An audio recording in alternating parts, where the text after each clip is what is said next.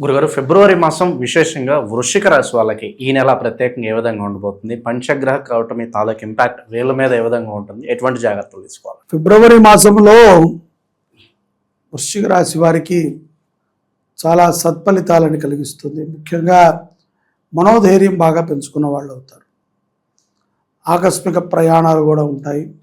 దానికి తగ్గ ఏర్పాట్లైనా ఈ నెలలో చేసుకుంటారు. ఆకస్మిక ప్రయాణాలు అంటే ఏదో పక్క ఊరు వెళ్ళటము, ఏదో 10 కిలోమీటర్లు వెళ్ళటం కాదు.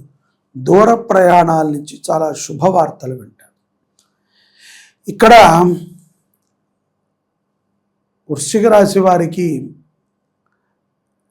గ్రహ ప్రభావములు ఏ విధంగా ఉన్నప్పటికీ కూడా పూర్వజన్మ పుణ్యము పాపము ఇవన్నీ మనం నమ్ముతాం కదా. కొంత పూర్వజన్మ పాపం ఉందండి, పూర్వజన్మ పుణ్యం వల్ల ఈ సుకృతం మనకు లభించింది, మనం చేసుకున్నటువంటి పుణ్యం ద్వారా ఇది లభించింది, అటువంటి ఆలోచనలో అయితే కొంత ఉంటారు. కొంతమంది ఎవరైతే కనుక వ్యాపారస్తులు, కొన్ని బిజినెస్లు చేసేవాళ్ళు, అలాగే ఏదైనా మార్కెటింగ్ శాఖ అంటే ఇప్పుడు రియల్ ఎస్టేట్ కానీ వాక్తో జరిగేటువంటి వ్యాపారాలు కొన్ని ఉంటాయి. మార్కెటింగ్ అంటే తప్పనిసరిగా వాక్కుకి సంబంధించిన విషయం.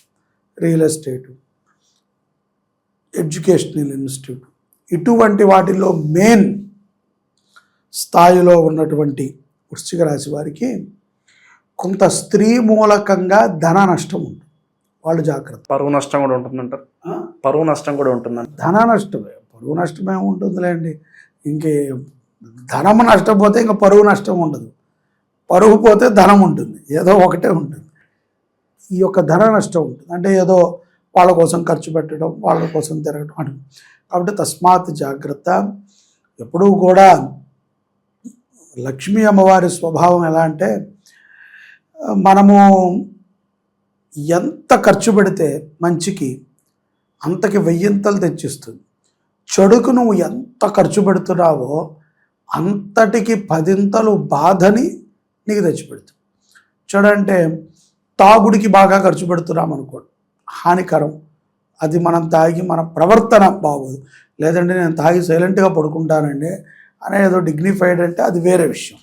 ఏదో మనం తాగించటానికో లేకపోతే ఎవరికో లంచం ఇవ్వటానికో ఎవరినో ఏదో చేయటానికి మనం మన డబ్బుని, మన కష్టార్జితాన్ని మనం ఖర్చు పెట్టి ఉంటే ఆ డబ్బు అలా ఖర్చు అయింది కాబట్టి దానికి 1000 పాపాన్ని మనకి మూటకొడుతుంది. ఎందుకంటే ధనం మూలమిదం జగత్ అన్నారు.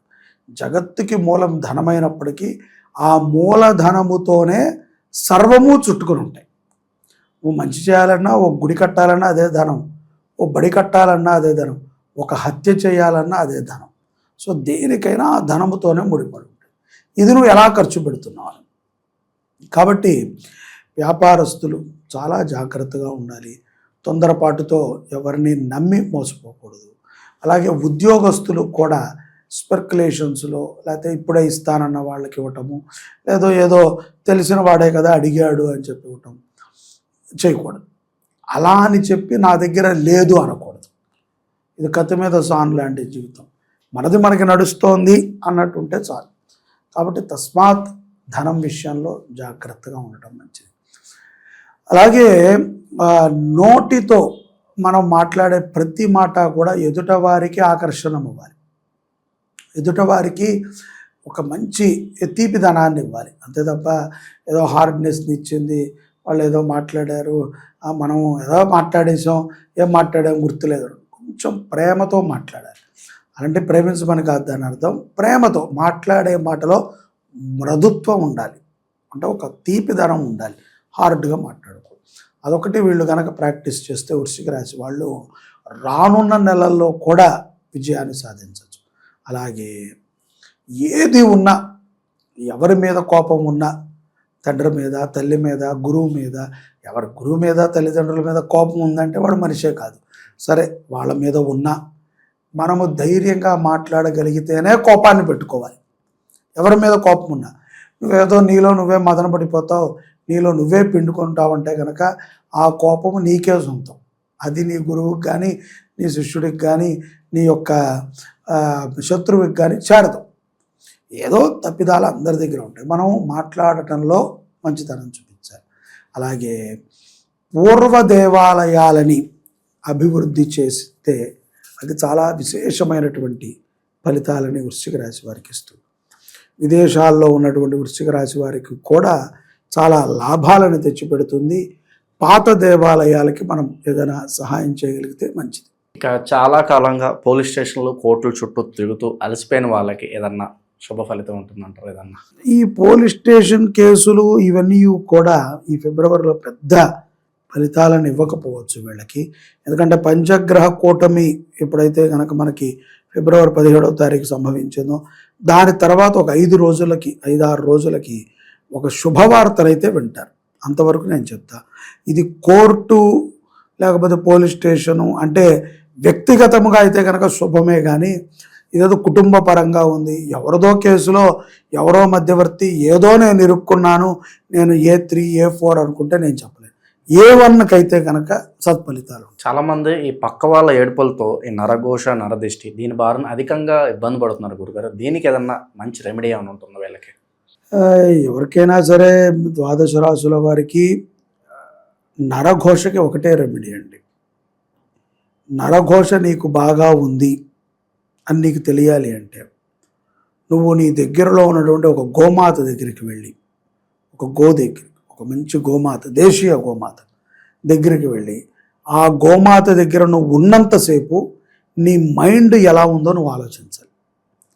నిజంగా నీ మైండ్ అక్కడ ఉన్నంతసేపు కూడా చాలా ఫికిల్డ్గా, కంగారుగా, ఎందుకు వచ్చాను ఏంటి ఇదంతా అని ఎలర్జీగా ఉంటే నీకు బాగా నెగిటివ్ ఉన్నట్టు.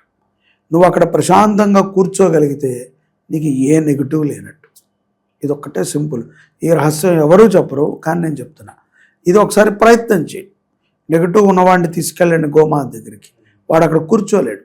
ప్రత్యక్షంగా గోవు వదిలేటువంటి ఆ గాలిని వాడు పీల్చలేడు, వాడికి తట్టుకోలేడు నెగిటివ్ వాళ్ళు ఉంటే. పాజిటివ్ ఉన్నవాడికి చాలా ప్రశాంతత ఉంటుంది, అక్కడే కూర్చోవాలనిపిస్తుంది, హాయిగా ఉంటుంది మనసుకి. 4 గంటలు కూర్చొని అప్పుడే అయిపోయిందా 4 గంటలు అనిపిస్తుంది. సో అటువంటి ఇదిమాట. అందుకని నీకు ఒకవేళ నెగిటివ్ పోవాలి అంటే గోసేవని చెయ్యి.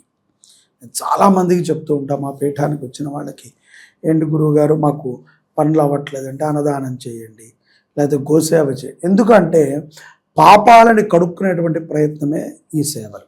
సేవ అనేదే పాపం కడుక్కుంటారు. అది మనం చేయగలగాలి, సద్భావనతో చేయగలగాలి.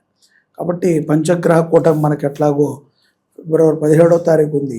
ఆ రోజున మనం ఎట్లాగో మన గోశాలలో నవగ్రహ శాంతిని చూస్తున్నాం. ఆ శాంతిలో పాల్గొవచ్చు. అక్కడ భగవద్గీత పారాయణ ఉంటుంది, గోవులకి చక్కగా గ్రాసం పెట్టచ్చు, చక్కగా ఆనందంగా ఉంటాయి. వాటిల్లో నువ్వు కూర్చోగలవు. ఆ రోజు నువ్వు అక్కడికి వచ్చి చెప్పు, నేను ఉండలేకపోయానండి, ఉండగలిగానండి అని. అప్పుడు నువ్వే అనుకోవచ్చు నీకు ఏ నెగిటివ్ లేదు. కదే ఏదైనా సిమ్టమ్ నీకు అనిపించచ్చేమో, ఇది నెగిటివ్ వల్ల అయితే కాదు, వేరే ప్రాబ్లం ఉంటుంది. మహాశివరాత్రి రోజు ప్రత్యేకంగా ఏం చేస్తే బాగుంటుంది అంటారు గురుగారు వీళ్ళు? మహాశివరాత్రి రోజు వీళ్ళు ఏదైనా దేవాలయంలో ప్రసాదం, అన్నప్రసాదం కాకుండా రవ్వలతో చేసినటువంటి ప్రసాదము, పళ్ళ ప్రసాదాన్ని పంచి పెట్టడం ద్వారా శివానుగ్రహం మరింత గొప్పగా పొందుతారు, చాలా ఆరోగ్యంగా ఉంటారు. ముఖ్యంగా విద్యార్థులు, ఎవరైతే వృశ్చిక రాశిలో ఉన్న విద్యార్థులు ఉన్నారో వాళ్ళ పేరుతో శివరాత్రి రోజున ప్రసాద సేవ జరిగితే చాలా విశేషం. ఇంకా ప్రత్యేకంగా ప్రస్తుతం ఉన్న గ్రహస్థితి బట్టి ఎట్లాంటి పరిహారాలు చేస్తే బాగుంటుంది? ఇది పెద్దగా ఏం చేయక్కర్లేదండి. చక్కగా నవగ్రహాలని ఆరాధన చేయటం, ఇష్టదైవాన్ని ఆరాధన చేయటం, కోపంగా ఉన్నప్పుడు కోపానికి గల కారణాన్ని గుర్తించి దాన్ని ఆ మూలాన్ని తెంచివేయటం మంచిది. ఓవరాల్గా వృశ్చిక రాశి వాళ్ళకి ఫిబ్రవరి మాసం ఏ విధంగా ఉంటుందో మంచి విశ్లేషణ అందించారు. ధన్యవాదాలు.